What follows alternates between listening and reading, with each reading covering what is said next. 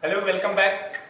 We are working on genetics, and until now we have discussed about Mendelian experiments on pea plants and what was the outcome of that experiment. That we got few laws about genetics, also known as Mendelian laws, and that laws include law of dominance, law of paired vectors, law of independent assortment, and law of segregation. Now, after that we got some explanation about deviation from Mendelism. The deviation from Mendelism included things like multiple alleles were there, then incomplete dominance was there, then co-dominance was there. But I forgot one thing to discuss in that chapter, and today I am discussing that is pleiotropy. What is pleiotropy? That is also from deviation from Mendelism. Then after that we will discuss about molecular basis of inheritance. That is your next chapter inside the unit genetics. And what is pleiotropy? Pleiotropy क्या है उसके बारे में हम discuss करेंगे. देखिए, अभी तक हमने देखा कि मेंडल के जो एक्सपेरिमेंट्स थे उनसे ये कंक्लूड हुआ कि एक जीन जो है जिसको उसने फैक्टर कहा था वो रिस्पॉन्सिबल होता है किसी करेक्टर के लिए. एक जीन मतलब जो है किसी करेक्टर के लिए रिस्पॉन्सिबल होता है. तो लेकिन कभी कभी ऐसा होता है कि एक जीन जो है मल्टीपल फैक्टर्स के लिए भी रिस्पॉन्सिबल होता है. तो जब एक जीन मल्टीपल फैक्टर्स के लिए रिस्पॉन्सिबल हो तो उसी प्रोसेस को प्लीओट्रॉपी कहा जाता है. ठीक है, जैसे करके हमने इनकम्प्लीट डोमिनेंस और कोडोमिनेंस में देखा था कि दोनों जीन साथ में बैठ के काम कर रहे हैं. ठीक है, और वो इंट्रा एलिलिक जो है इनहेरिटेंस कहा जा सकता है उसको. लेकिन प्लीओट्रॉपी में क्या है, एक ही जीन डिफरेंट फैक्टर्स पे जो है इंपैक्ट करता है. जैसे कि इसकी बेस्ट एग्जांपल जो है एक डिजीज ह्यूमन बींग्स में होती है, फिनाइल क्यूटिनुरिया. फिनाइल क्यूटिनुरिया के अंदर होता क्या है जनरली, देखियो हमारे जो लिविंग ऑर्गेनिजम्स हैं उनमें प्रोटीन्स बहुत ज्यादा इंपॉर्टेंट काम करते हैं. चाहे आप एंजाइम्स को देखो, चाहे हार्मोन्स को देखो, चाहे आप देखो कि हमारी बॉडी के अंदर जो है बॉडी बिल्डिंग के प्रोसेस में या बहुत सारी बायोकेमिकल रिएक्शंस में जो है पूरा प्रोटीन्स का बहुत ही इंपॉर्टेंट फंक्शन रहता है. तो प्रोटीन्स बने किससे होते हैं? बेसिकली प्रोटीन्स बने होते हैं न्यूक्लिक एसिड से. न्यूक्लिक एसिड्स के बारे में आप जो है 11th में पढ़ चुके हो, और 11th में आपने जब बायोमोलिक्यूल्स का चैप्टर पढ़ा होगा तो उसमें आपको पूरे न्यूक्लिक एसिड्स के बारे में न्यूक्लिक एसिड्स नहीं, बायोमोलिक्यूल्स के बारे में पता होगा. और वो जो है प्रोटीन्स अमाइनो एसिड से बनते हैं, और अमाइनो एसिड्स के बारे में आपने पढ़ा होगा. न्यूक्लिक एसिड से ये न्यूक्लिक एसिड जो है डीएनए और आरएनए होता है उससे बना हुआ. ठीक है, तो अमाइनो एसिड्स में एक अमाइनो एसिड होता है फिनाइल एलानिन. ये अमाइनो एसिड जो है टायरोसिन में कन्वर्ट होता है और फिर यूज होता है. ठीक है, लेकिन इस फिनाइल एलानिन को वो टायरोसिन में कन्वर्ट करने वाला एंजाइम जिसको फिनाइल एलानिन हाइड्रोक्सिलेज कहते हैं, वो जो है डिसफंक्शनल होता है या अनअवेलेबल होता है फिनाइल कीटोनुरिया के केस में. और जब ये डिजीज इंसान को हो जाती है तो इससे मल्टीपल इफेक्ट्स होते हैं. जैसे मेंटल रिटार्डेशन एक कैरेक्टरिस्टिक्स है, वो भी इससे होता है. इसके अलावा आपकी जो स्किन का कलर वो जो है फेंट हो जाता है, या हेयर का कलर जो होता है वो भी फेंट हो जाता है. और इसकी वजह से जो है एक ही एंजाइम की वजह से, कौन से, फिनाइल एलानिन हाइड्रोक्सिलेज से, और वो कन्वर्ट नहीं होता जब टायरोसिन में, तो इससे ये प्रॉब्लम होती है फिनाइल कीटोनुरिया की. तो आप समझ गए होंगे प्लीओट्रॉपी है क्या. प्लीओट्रॉपी में जनरली होता क्या है, एक gene multiple symptoms, multiple effects, एक जीन के बहुत सारी जगहों पे इफेक्ट होते हैं. इसके अलावा अगर जूलॉजी के पोर्शन में आप जाओगे तो जूलॉजी में आप म्यूटेशंस पढ़ोगे और उसमें लिंकेज कॉम्बिनेशन वगैरह वाला जो है सारा प्रोसेस आएगा. ठीक है, अब चलते हैं मॉलिक्यूलर बेसिस ऑफ इनहेरिटेंस में. अगर आप बुक को देखो तो आपका ये अलग सा चैप्टर है जेनेटिक्स में. अभी तक तो हमने जनरली जो पढ़ा वो थ्योरेटिकल था, लेकिन इसमें अब हमें थोड़ा समझने वाली बात आ जाएगी कि हम बहुत अच्छे से इसको समझने की जरूरत है, किसने क्या किया और क्या डीएनए का स्ट्रक्चर है, आरएनए का क्या स्ट्रक्चर है, डीएनए में रेप्लिकेशन कैसा होता है, डीएनए जो है अपना उससे जो एमआरएनए बनता है या मैसेंजर आरएनए जो है वो कैसे प्रोटीन्स के लिए कोड करता है, और बाद में प्रोटीन्स कैसे हमारे अंदर सारे फंक्शन करते हैं. तो ये इस चैप्टर से जब हम कंक्लूड करेंगे लास्ट में हमें पता चलेगा. लेकिन सबसे पहले हमें जब यहाँ पे आए हैं हमें तो डीएनए के बारे में पता होना चाहिए कि डीएनए की डिस्कवरी कैसे हुई, कि डीएनए जेनेटिक मटेरियल है. इसके लिए बहुत सारे एक्सपेरिमेंट्स हुए, और उन एक्सपेरिमेंट डिस्कवरी ऑफ, ये मेन टॉपिक है हमारा, discovery of genetic material, DNA और जेनेटिक मटेरियल. तो फ्रेडरिक ग्रिफिथ जो था, फ्रेडरिक ग्रिफिथ ने जो है 1928 में एक एक्सपेरिमेंट किया था जिसको कहते हैं ट्रांसफॉर्मेशन एक्सपेरिमेंट. क्या कहते हैं? Transformation experiment. देखिए ट्रांसफॉर्मेशन एक्सपेरिमेंट उसको इसलिए करना पड़ा क्योंकि पहले शुरुआत में जैसे है अपने ग्रेगोर मेंडल ने कहा कि जो है फैक्टर्स रिस्पॉन्सिबल होते हैं, ठीक है, कैरेक्टरिस्टिक के ट्रांसफर। उसके बाद अगर आप क्रोमोसोमल थ्योरी ऑफ इनहेरिटेंस को देखोगे, सोटिन और बावेरी ने प्रोवाइड की थी, तो उसमें ये बताया गया कि क्रोमोसोम्स के ऊपर ही सब कुछ, तो सारों की सोच क्रोमोसोम के ऊपर टिक गई। अब क्रोमोसोम बहुत सारी चीजों से बने होते हैं, जैसे उनके अंदर आरएनए हो सकता है, डीएनए हो सकता है, प्रोटीन्स हो सकता है। तो इन तीन चीजों में से जो अपना जेनेटिक मटेरियल कौन सा है, डाउट उस पर आने लगा। तो इसके लिए फर्दर एक्सपेरिमेंट जो किए साइंटिस्ट ने वो इस तरीके से हैं। सबसे पहला transformation experiment done by Griffith in 1928। Griffith ने क्या किया, एक स्ट्रेन लिया बैक्टीरिया का। बैक्टीरिया का नाम था स्ट्रेप्टोकोकस निमोनिया, यहां पे उसका नाम मैंने लिखा हुआ है, स्ट्रेप्टोकोकस निमोनिया काजिंग बैक्टीरिया है। उसने देखा कि इसके दो स्ट्रेन्स हमें मिलते हैं। एक जो है, एक स्ट्रेन जिसकी बाहर से, अगर बैक्टीरिया के बाहर से जो कवर होता है, ठीक है, कैप्सूल जिसको हम कहते हैं, कैप्सूल जो है स्मूथ फॉर्म में था, और एक स्ट्रेन का जो था रफ फॉर्म में था। अब वो स्मूथ वाला क्यों था, क्योंकि उसके ऊपर पॉलीसेक्राइड कोटिंग थी, ठीक है। जब पॉलीसेक्राइड कोटिंग जब उसके ऊपर थी तो उसकी वजह से वो स्मूथ था, और दूसरा बैक्टीरिया का स्ट्रेन अगर देखा जाए तो वो रफ था। अब इसने देखा कि इन दोनों में से जो स्मूथ वाला स्ट्रेन है this causes pneumonia, whereas the rough strain doesn't cause pneumonia. तो उसने सोचा कि what is the reason behind this, and he perform an experiment. What he did, he choosed a mouse. उसने माउस की एक generation ली। सबसे पहले उसने जो है माउस में स्मूथ स्ट्रेन को इंजेक्ट किया स्मूथ स्ट्रेन को माइस के अंदर।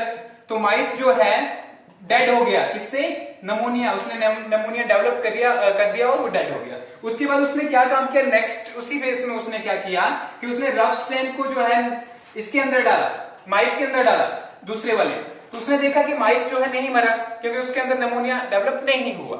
अब उसके बाद उसने एक तीसरा एक्सपेरिमेंट किया। उसने क्या काम किया, स्मूथ वाले को जो है, स्मूथ कौन सा, स्ट्रेप्टोकोकस निमोनिया का जो स्मूथ स्ट्रेन था, एस स्ट्रेन कहेंगे हम उसको, ठीक है, एस स्ट्रेन जो है उसको हीट किल किया, हीट से उसको मार दिया। अब हीट से किल करने के बाद जब उसने उसको माइस के अंदर इंजेक्ट किया तो what he concluded that mice survived, mice जो है वो बच गया, माइस जिंदा रह गया। तो उसने सोचा कि हाँ जो हीट से जो है इसके अंदर कुछ मर गया। लेकिन उसने एक और काम किया, जब हीट किल्ड एस स्ट्रेन को जो है उसने रफ स्ट्रेन में डाल दिया। रफ स्ट्रेन जो है वो लाइव जो था, लाइव रफ स्ट्रेन के अंदर डाला और फिर इंजेक्ट किया। तो माइस जो था वो क्या हो गया, डेड हो गया, ठीक है। पहले केस में माइस डाइड, दूसरे केस में सर्वाइव्ड, तीसरे केस में भी सर्वाइव्ड, और चौथे केस में जो है माइस जो है डेड हो गया।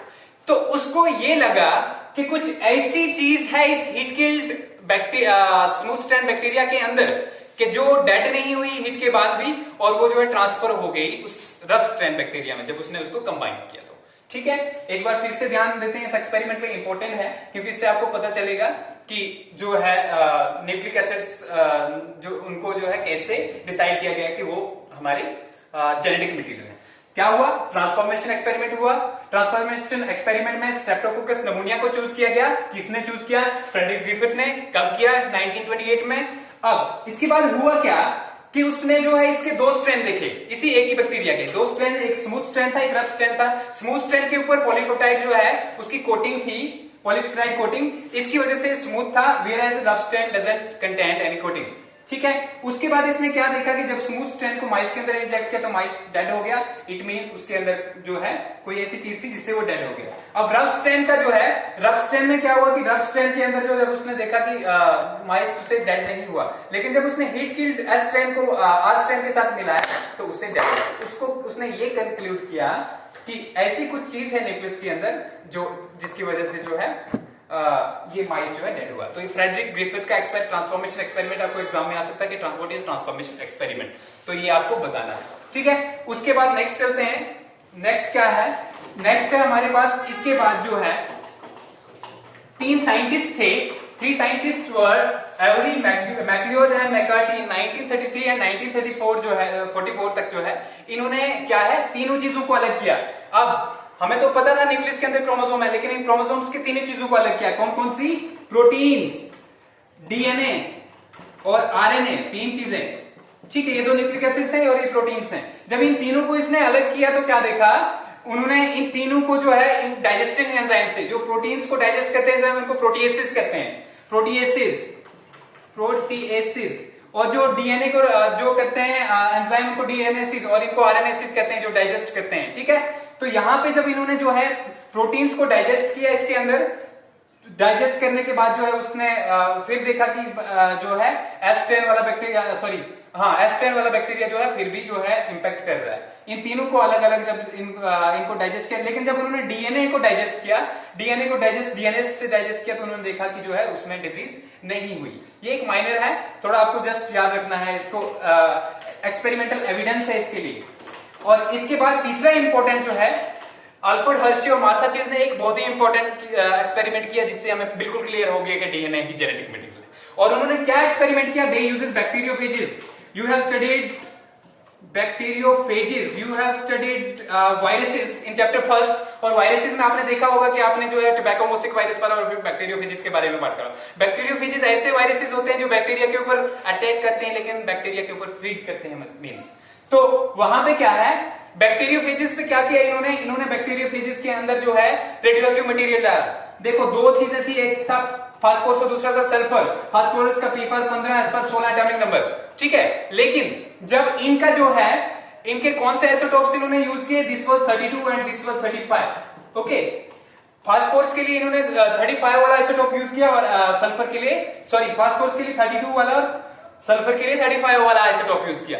तो क्या देखा इन्होंने देखा कि जब ये आइसोटोप इन्होंने यूज किए तो फास्फोरस, क्योंकि डीएनए के अंदर प्रेजेंट होता है, न्यूक्लियस के अंदर, जब हम डीएनए का स्ट्रक्चर पढ़ेंगे तो हम देखेंगे कि वो पेंटोस शुगर फास्फेट ग्रुप, जिसमें ये पी आ गया आपका, और तीसरा जो है नाइट्रोजन बेसिस से बना होता है। ठीक है, इसी तरीके से जब हम प्रोटीन्स को देखते हैं, मैंने पहले बोला प्रोटीन्स जो है अमाइनो एसिड से बनी होती है, और अमाइनो एसिड्स के अंदर जो है सल्फर कंटेनिंग, जैसे टायरोसिन वाला एक अमाइनो एसिड है, उसके अंदर जो है, ठीक है, मिथायोनिन, उसके अंदर सल्फर प्रेजेंट होता है। तो वो सारी चीजें जो है बैक्टीरियोफेजेस के अंदर जब उन्होंने डाली तो फास्फोरस जो है वो डीएनए के अंदर रहा, और सल्फर जो है वो बाहर से प्रोटीन का कोट होता है। वायरसेस में दो चीजें होती हैं, स्ट्रक्चर अगर अच्छे से पढ़ा होगा तो पता होगा, जो बाहर वाला प्रोटीन कोट होता है उसको कैप्सिड कहा जाता है, और अंदर वाला जो है उसको न्यूक्लियोइड कहा जाता है। ठीक है, तो न्यूक्लियोइड जो है इसमें फास्फोरस के जो है रेडियोएक्टिव फास्फोरस आ गया, और इसमें जो है सल्फर आ गया। कैसे, जब इन्होंने कंटिन्यूअसली इसको इसमें ग्रो किया। बाद में उन्होंने क्या देखा, जैसे इस बैक्टीरियोफेज ने एक बैक्टीरिया को इंपेक्ट किया तो उसका डीएनए जो है इसके अंदर चला गया, और उसके बाद जब उसको चेक किया गया, ठीक है, तो उसके बाद जो उसको चेक किया गया तो बैक्टीरिया में आपको फास्फोरस मिला, रेडियोएक्टिव फास्फोरस मिला, जबकि डीएनए आपको नहीं मिला। फास्फोरस मिला जबकि ये सल्फर नहीं मिला।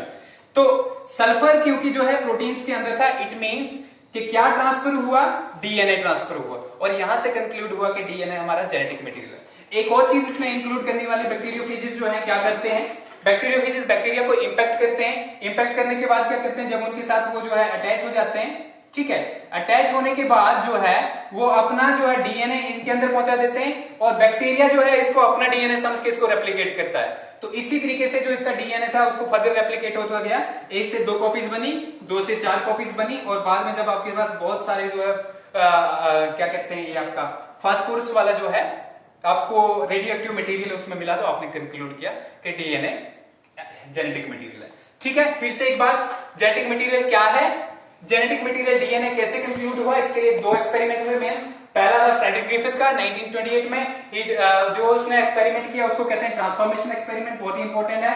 इसके बाद नेक्स्ट जो है दूसरा एक्सपेरिमेंट किया अल्फ्रेड हर्शे और मार्था चेज ने 1952 में, वो बैक्टीरियोफेजेस के साथ हुआ। इसमें यूज हुए फास्फोरस और सल्फर। कौन से आइसोटोप यूज हुए, फास्फोरस 32 और सल्फर 35। ऐसे अगर जनरल में देखा जाए तो इनका जो एटॉमिक नंबर है फास्फोरस का 15, P से 15, ऐसे 16, आपको कुछ और याद नहीं रखना। ठीक है, 2 चीजें, और ये क्लियर हो गया। तो जब इन्होंने जो है उसको ग्रो किया, उस बैक्टीरियोफेज को कंटिन्यूअसली ऐसे मीडियम में ग्रो किया जिसके अंदर जो P जो आपका 32 था और S 35 था, तो धीरे धीरे जो बैक्टीरियोफेजेस के अंदर ये रेडियोएक्टिव मटेरियल आ गए। और जब वो बैक्टीरिया के ऊपर उन्होंने उनको ग्रो किया तो उन्होंने देखा कि यहाँ पे प्रोटीन यूज नहीं हुआ। ठीक है, प्रोटीन्स को कैसे रिमूव किया उन्होंने, जैसे इसके साथ अटैच हुआ डीएनए इसमें चला गया, तो उसके बाद सेंट्रीफ्यूगेशन एक प्रोसेस होता है जिसमें हम हैवी पार्टिकल्स को जो है उनकी डेंसिटी के बेस पे, डेंसिटी ग्रेडियंट के बेस पे जो सेपरेट करते हैं। तो उसी बेसिस पे जो है इस एक्सपेरिमेंट को किया गया। ठीक है, ओके, इसमें इतना ही। नेक्स्ट हम पढ़ेंगे डीएनए का structure. We will look for it tomorrow.